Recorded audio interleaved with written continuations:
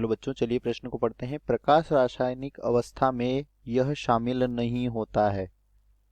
पहला विकल्प है प्रकाश अवशोषण, दूसरा है जल विघटन एवं ऑक्सीजन का मुक्त होना, तीसरा है एटीपी एवं एनएडीपीएच निर्माण और चौथा और आखिरी विकल्प है CO2 स्थिरीकरण। तो हमें बताना है कि जो प्रकाश रासायनिक अवस्था होती है इसमें क्या शामिल नहीं होता है। तो चलिए बात करते हैं इस प्रश्न की मुख्य अवधारणा। और इस प्रश्न की मुख्य अवधारणा में हम बात करेंगे जो प्रकाश संश्लेषण की प्रक्रिया होती है यह दो चरणों में होती है।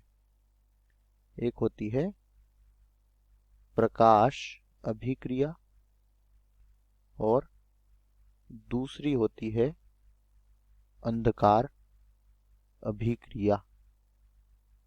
क्या होती है? प्रकाश अभिक्रिया और अंधकार अभिक्रिया। जो प्रकाश अभिक्रिया होती है इसके लिए प्रकाश की उपस्थिति आवश्यक होती है और अंधकार अभिक्रिया के लिए प्रकाश आवश्यक नहीं होता।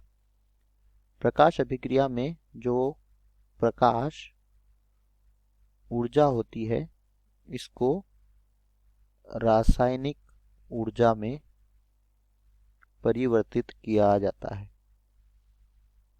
और जो अंधकार अभिक्रिया होती है इसमें प्रकाश अभिक्रिया के द्वारा बनी जो रासायनिक ऊर्जा होती है इसका उपयोग करके कार्बन डाइऑक्साइड का क्या किया जाता है? स्थिरीकरण किया जाता है। तो अगर बात करें यहाँ पर विकल्पों की तो पहला है प्रकाश अवशोषण। तो बच्चों प्रकाश अभिक्रिया प्रकाश आवश्यक होता है तो यह क्रिया इसमें होती है, तो यह गलत है। हम बताएं कौन इसमें शामिल नहीं होता। जल विघटन एवं O2 का मुक्त होना, तो बच्चों यह प्रकाश अभिक्रिया का क्या होता है? प्रथम पद होता है, तो यह भी गलत हो जाएगा।